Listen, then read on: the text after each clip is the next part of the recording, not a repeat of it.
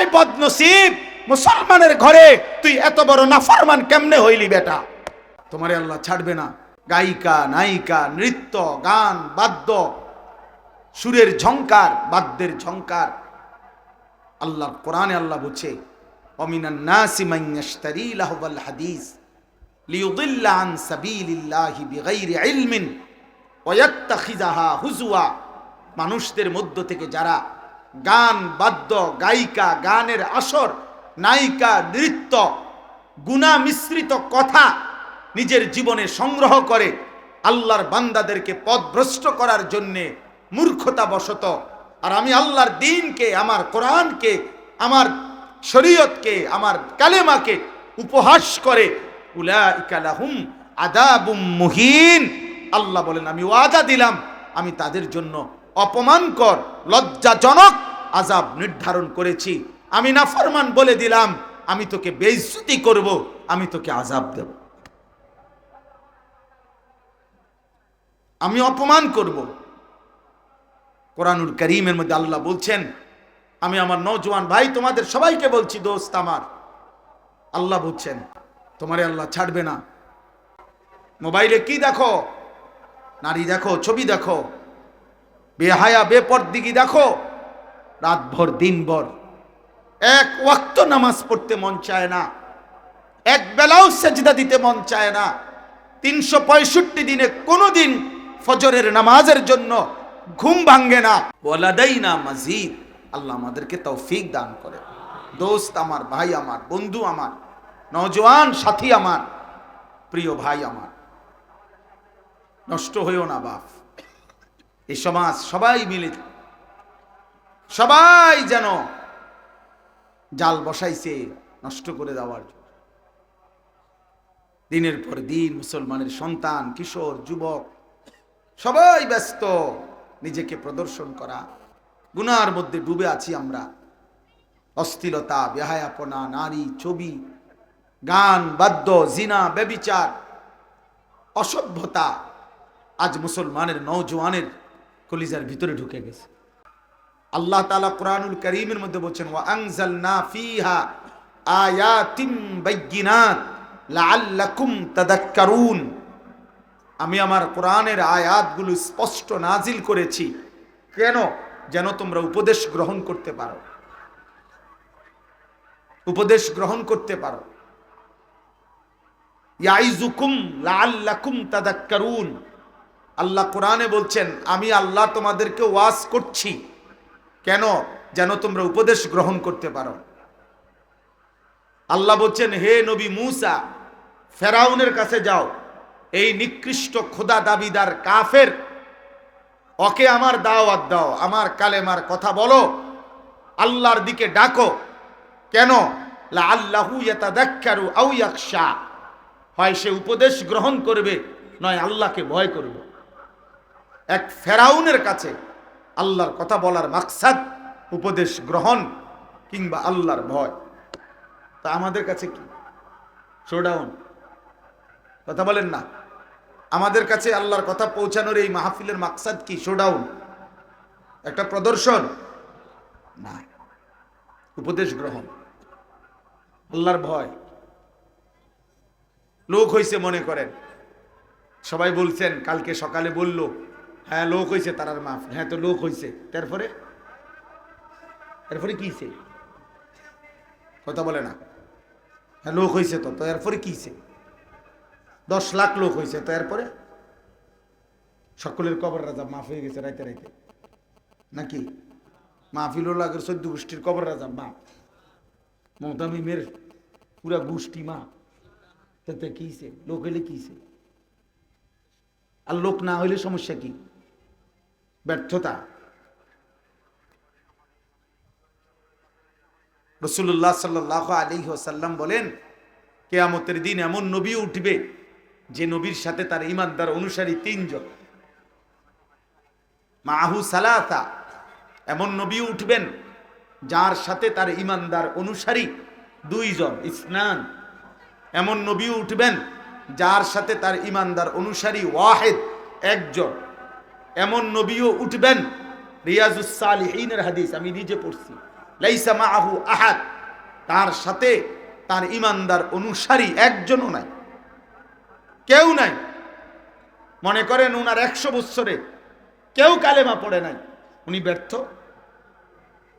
ওই নবী ব্যর্থ? তাইলে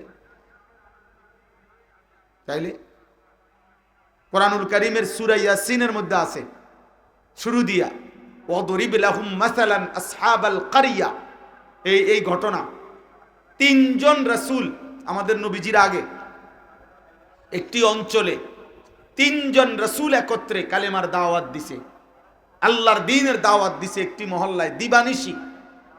এই 3 জন রাসূলের দাওয়াতে ঈমান আনছে শুধু একজন। কয়জন? একজন। ওয়াজা মিন আকসাল মাদিনাতি রাজুলুন, শুধু একজন লোক, একজন মানুষ শুধু ঈমান আনছে। তাহলে ওনারা ব্যর্থ? কথা বলেন। কোরআনুল কারীমের মধ্যে 25 জন নবী রাসূলের নাম আছে, নবী রাসূল মোট 25 জন। কথা বলেন না কেন? তো যদি 1,24,000 নবী রাসূল হয় তো বাকিদের নাম নাই কেন? ওনারা ব্যর্থ?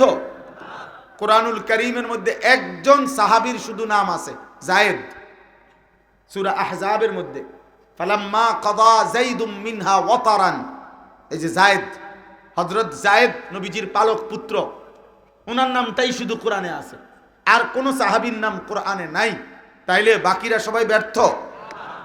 তো পৃথিবীর কোন কিতাবের মধ্যে 10,000 সাহাবীর নাম নাই। সব কিতাব একসাথ করলেও 10,000 সাহাবীর নাম হবে না, বাড়ি সালান দিলেও হবে না। যদি বলে বাড়ি সালান দিছে কবিরাজে, তাইলেও নাই। তাইলে বিদায় হজ্জের মাঠে আরাফাতের ময়দানে নবী সাল্লাল্লাহু আলাইহি সাল্লামের সামনে 1,00,000 সাহাবী ছিল, তো ওনাদের নাম কই? ওনাদের নামগুলো কই? কোথায় কার কবর? এমন হাজারো সাহাবী এই পৃথিবীতে কবরে চলে গেছেন, পৃথিবীবাসী আজ জানেও না ওনাদের নাম। তো কি হয়েছে? ওনারা ব্যর্থ? দোস্ত আমার, অতএব আমি আপনাদের যারা নওজোয়ান সাথী, বয়স্ক বাবা, সাধারণ জনগণ, আপনাদেরকে বলছি, বাপ আমার, আমি ইসলাহি মাহফিল দেখে এটা বললাম, আপনার সংশোধন দরকার। আপনি ভাইরাল হুজুর দিয়ে কিতা করবেন? ইউটিউবে যিনি পরিচিত, ফেসবুকে পরিচিত, ফেসবুক আপনার আব্বা, ইউটিউব আপনার বাপ, তো কি ইউটিউব কি জিব্রাইলের লেটেস্ট সংস্করণ? তো কি এটা? অতএব পরিচিতি এখানে কোনো মুখ্য না, এখানে জনপ্রিয়তা কোনো বিষয় না, আমার সংশোধন মূল বিষয়। অতএব প্রত্যেকের কাছে অনুরোধ, নিজ নিজ মহল্লার ওলামায়ে কেরাম, নিজ নিজ মসজিদের ইমাম, নিজ নিজ অঞ্চলের ওলামায়ে কেরাম থেকে নিজের ঈমান, নিজের আমল, নিজের আখিরাত, নিজের চরিত্র, নিজের জিন্দেগি সংশোধন করা আপনার জন্য জরুরি, জরুরি, জরুরি। আপনার ইমাম আপনার জন্য আল্লাহওয়ালা, আপনার মহল্লার ওলামায়ে কেরাম আপনার জন্য হাদি, রাহবার, রাহবার। ওয়াজাআকুমুন নাদির, আল্লাহর পক্ষ থেকে ভয় প্রদর্শনকারী বান্দা। আপনি তাকে কদর করেন, আপনার যদি আখিরাত দরকার হয় তাহলে ফায়দা হবে, ফায়দা হবে। তাহলে দিন শিখেন, প্রত্যেক হুজুরকে, প্রত্যেক ইমাম সাহেবকে সকলেই চিনতে হবে, সারা দেশ চিনতে হবে। খোদার কসম এটার কোনো জরুরত নাই। সবাই চেনা বা না চেনার ভিত্তিতে সফলতা বা ব্যর্থতার কিছু নয়। ফামান যুহজিহা আনিন নার ওয়া উদখিলাল জান্নাহ ফাকাত ফাজা। আল্লাহ বলছে হাসরের মাঠে যাকে জাহান্নাম থেকে মুক্তি দেওয়া হলো আর যাকে জান্নাতে প্রবেশ করানো হলো, ফাকাদ ফাজা, সেই কেবল সফল হলো, কামিয়াব হলো, সেই কামিয়াব হলো। সফলতা সেদিন, জান্নাতের এলান হবে যেদিন। কোন দিন বলেন? সফলতা কোন দিন? জান্নাতের এলান হবে, ঘোষণা হবে যেদিন, সেদিন সফলতা। সেদিন যেদিন জান্নাতে ঢুকবে সেদিন নিশ্চিন্ততা। ওয়াকালুল হামদুলিল্লাহিল্লাযী আযহাবা আন্নাল হাযান। কোরআন শরীফে আছে জান্নাতি বান্দা জান্নাতে ঢুকে বলবে আলহামদুলিল্লাহ, আল্লাহ আপনার প্রশংসা, আল্লাযী আযহাবা আন্নাল হাযান, যে আল্লাহ আজকে আমার যাবতীয় চিন্তা পেরেশানি, 60 বছর দুনিয়ায় কলিজার মধ্যে ভয়ে ভয়ে ছিলাম, না জানি আখিরাতে মাফ পাবো কিনা, হাসরের ময়দানে দাঁড়িয়ে ভয়ে ভয়ে ছিলাম, না জানি আমল নামা ডান হাতে পাবো কিনা, আমল নামা পেয়ে ভয়ে ভয়ে ছিলাম মিজানের পাল্লায় নেকি ভারী হবে কিনা, মিজানের পাল্লায় ভারী হওয়ার পর ভয়ে ভয়ে ছিলাম ফুলসিরাত পার হইতে পারবো কিনা, ফুলসিরাত পার হয়ে ভয়ে ভয়ে ছিলাম জান্নাতে ঢুকতে পারবো কিনা, জান্নাতে ঢুকলাম, নিশ্চিন্ত হলাম। খালাস। আল্লাহ বলছে চলো বান্দা, লাহুম মা ইয়াশাউনা ফিহা ওয়া লাদাইনা মাজিদ, এবার থেকে নিয়ে অনন্তকাল তুমি যা চাইবে তাও পাবে। তোমার চাওয়া শেষ হলে আমি রব আমার থেকে আরো কোটি কোটি দিতে থাকবো। তুমিও অর্ডার করবা, আমিও দিব, কারণ আমি জানি বান্দা তুমি আর জানো কয়টা, কইবা কয়টা। ফেরেশতা জিজ্ঞাসা করবে, ভাই সাহেব এখন আপনাকে জান্নাতে ফল দেব, আপনি কি কি ফল চয়েস করবেন বলেন। তাই আমি নাহলে 20টা ফলের নাম বলতে পারবো। ফেরেশতা বলবে ইন্না লিল্লাহি ওয়া ইন্না ইলাইহি রাজিউন। 20টা বলে থেমে গেলেন?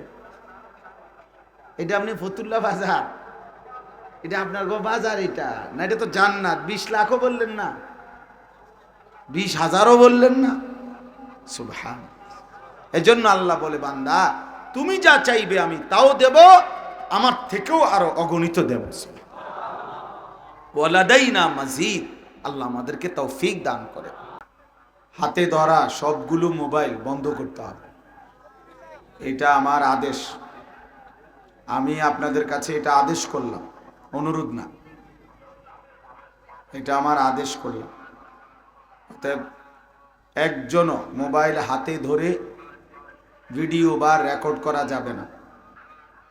মোবাইল হাতে ধরে ভিডিও বা রেকর্ড করলে মনোযোগ হয় না, বারবার চোখের নজর মোবাইলের দিকে যায়, ফলে দিলের মধ্যে কোনো কথা জমে না।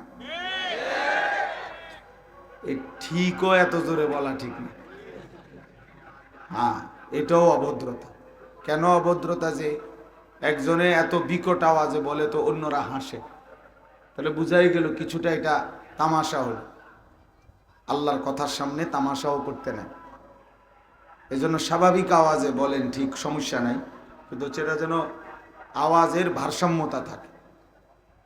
রাসূলুল্লাহ সাল্লাল্লাহু আলাইহি সাল্লামের জামানায় নবীজির সাথে এক সাহাবী চলার পথে জোরে আল্লাহকে ডাক দিছে, তো নবী সাল্লাল্লাহু আলাইহি সাল্লাম নিষেধ করছে, তুমি এত জোরে চিৎকার দিলা কেন? ইন্নাকুম লা তাদউনা আসাম্মা ওয়ালা গাইবান। মুসলিম শরীফের হাদিস, যে তোমরা তো এমন কাউকে ডাকছো না যিনি কানে শোনে না, অথবা তিনি তোমাদের থেকে অনুপস্থিত, এমনও নয়। তাহলে আল্লাহ তো কানে শোনে না এমন না, আবার আল্লাহ তোমার থেকে অনুপস্থিত, অনেক দূরে, এমনও না। তো কাজে এত জোরে চিল্লানি মাল্লা কেন? এই জন্য এটা জরুরি ভাই। আমার কথা স্পষ্ট।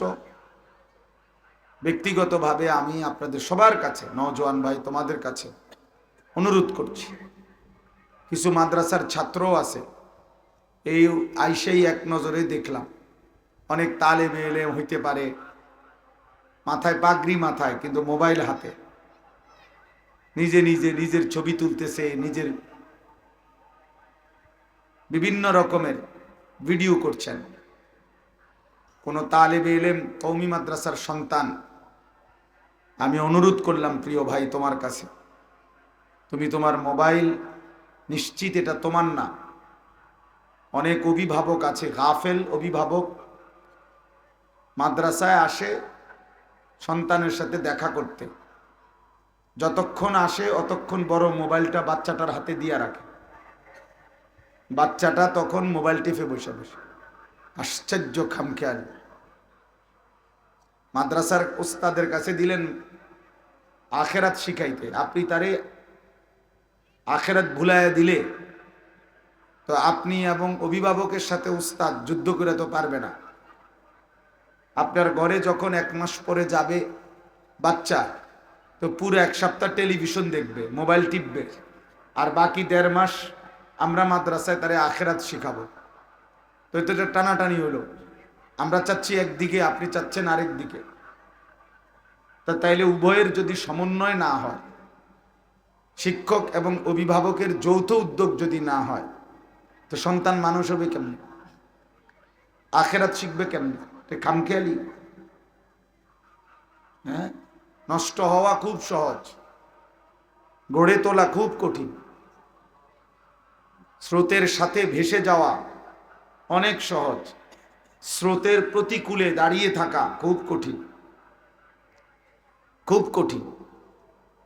এই সমাজের নষ্টামি আর অসভ্যতার সাথে মিশে যাওয়া খুব সহজ, খুব সহজ।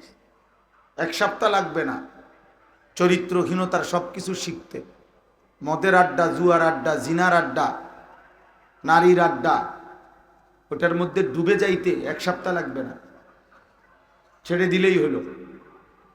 হাজারো লক্ষ দুশ্মন, শয়তান, মানুষরূপী ইবলিস আল্লাহর বান্দাদেরকে নষ্ট করার জন্য প্রতি মুহূর্ত অপেক্ষমান। শুধু বাদন হারা হলেই হলো, অভিভাবক হারা হলেই হলো। খুব সহজ। এই জন্য আমার স্পষ্ট বক্তব্য এটা। কেউ মনে কষ্ট নিলেও কোনো অসুবিধা নাই, আমি কোনো আরেকবার আসতে হবে এটা জরুরি না। এই জন্য আমি স্পষ্ট বললাম, ভাই আমার ছোট্ট বুঝে কওমি মাদ্রাসার কোনো তালেব এলেম, কওমি মাদ্রাসা পড়ুয়া উঠতি নওজোয়ান আলেম মৌলানা সাহেব, উঠতি বয়স 30 বছর, 28 বছর, 32 বছর, 26 বছর, এমন ইমাম, এমন আলেম, আপনাদের কাছে অনুরোধ, মোবাইলে আসক্ত হয়েন না। বড় মোবাইলে আসক্ত হলে দিবা নিশি রাত একাকী যে কোনো সুযোগ খুঁজলেন মোবাইলের জন্য, আশা করি মনে রাখবেন ইনশাআল্লাহ আপনারে দিয়ে কোনো কাম হবে না, আপনারে দিয়ে কিছু হবে না।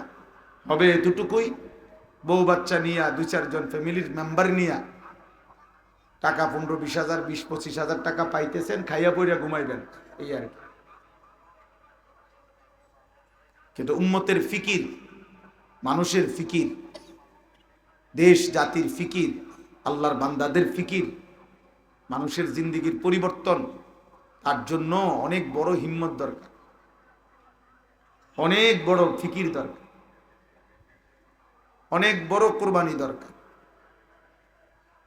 এই সমাজের চারদিকে সবাই ডুবে যাক আল্লাহর নাফরমানিতে, আমারে তবুও টিকে থাকতে হবে।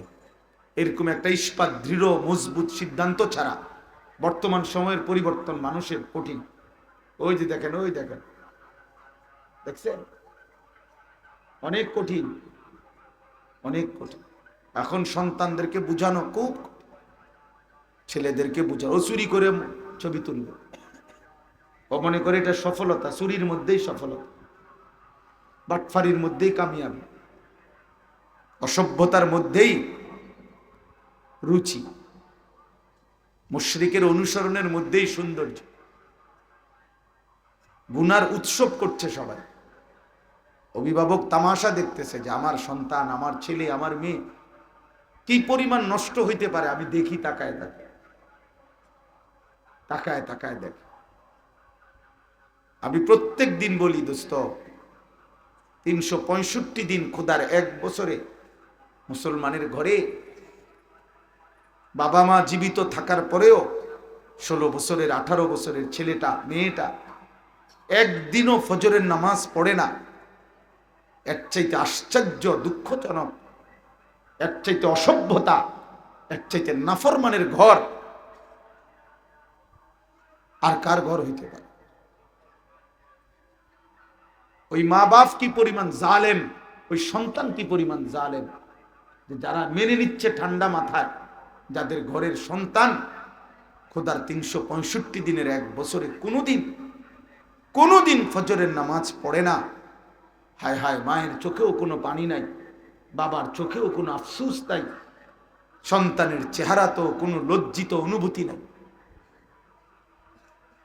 অথচ কোন কোন কিতাবের মধ্যে আছে ভোরের কুত্তা, সকালের কুত্তা চোখ মেলবার আগে আল্লাহর কাছে বলে যে আল্লাহ, প্রথম নজর যেন কোনো বেনামাজি নাফরমানের উপর না পড়ে।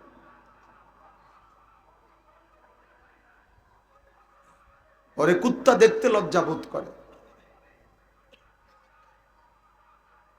আমি একজন বুজুর্গের মুখে শুনছি বয়ানে, শুকর একবারে চোখ মেলে না, শুকর একটু একটু করে চোখ মেলে, আস্তে আস্তে এমনি এমনি চোখ খোলে আর কি, একবারে চোখ মেলে না।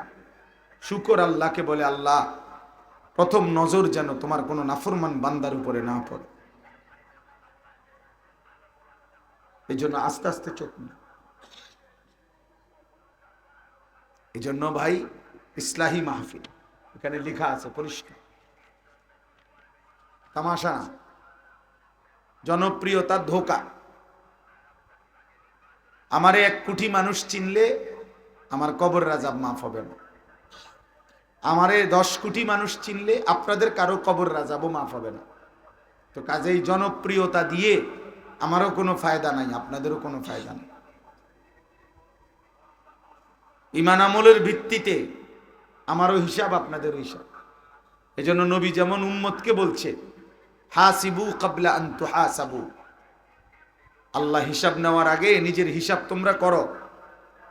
আবার নিজের হিসাবের ব্যাপারেও বলছে আল্লাহর কাছে, 5 ওয়াক্ত নামাজের পরে যিনি মাসুম নিষ্পাপ, যার কোনো গুনাহ নাই, সেই নবী সাল্লাল্লাহু আলাইহি ওয়াসাল্লাম মৃত্যু পর্যন্ত 5 ওয়াক্ত নামাজের পরে তিনি নিজের জন্য দোয়া করতেন, আল্লাহুম্মা হাসিবনি হিসাবান ইয়াসীরা, আল্লাহ আপনার বন্ধুর হিসাব সহজ করে দিয়েন। নিজের কথা ভাবতেন, নিজের কথা ভাবতেন। ইসলাহি মাহফিলের মূল ফিকির আত্মগঠন, আত্ম উন্নয়ন, আত্মসংশোধন, নিজেকে গঠন, নিজেকে গঠন। সেবামূলক কাজ অনেকের দ্বারা হয়, জীবন গঠন সবার দ্বারা হয় না। আমরা যদি ঘোষণা দেই যে অত্র ইউনিয়নে যতগুলো রাস্তার মধ্যে যতগুলো গর্ত আছে, সবগুলো গর্ত আগামী 1 সপ্তাহ তোমরা কিশোর যুবক রেডি থাকবা, আমরা সবগুলো গর্ত পুরায় দেব সুন্দর করে। আলহামদুলিল্লাহ, কালকে সকাল 8টায় দেখবেন অনেক ছেলে পাবেন, অনেক যুবক 1 সপ্তাহ টানা কাজ করবে, এর মধ্যে পাবেন। জনসেবা, মানুষের কল্যাণ, ভালো কাজ এটা। কিন্তু আপনি ঘোষণা দেন আগামী 3 মাস আমরা প্রত্যেক দিন ফজরের নামাজ জামাতের সাথে পড়ব, এই ব্যাপারে যারা যারা উদ্যোগী তারা একসাথে হবেন। এখানে লোক মিলবে কম, এখানে লোক মিলবে কি কম। আত্মগঠন, নিজেকে গঠন, বুঝেন নাকি? আপনি ঘোষণা দেন যে আমরা একটি মেডিকেল কলেজের মধ্যে 100 জন লোকের রক্ত দরকার, আমরা এই ইউনিয়নের যুবকরা আমরা রক্ত দেব। আপনি ইনশাআল্লাহ 100 না 500 মানুষের রক্তের জন্য যা দরকার লোক পাবেন। আপনি ঘোষণা দেন আমরা 1 মাস চোখের হেফাজত করব, নারী দেখব না, ছবি দেখব না, হারাম দৃশ্য দেখব না, আল্লাহর জন্য হারাম ছবি দেখা, নারী দেখা ছেড়ে দেব। এমন যুবক আমরা রেডি হই, লোক মিলবে কম, লোক মিলবে কম। এজন্য এটা জরুরি।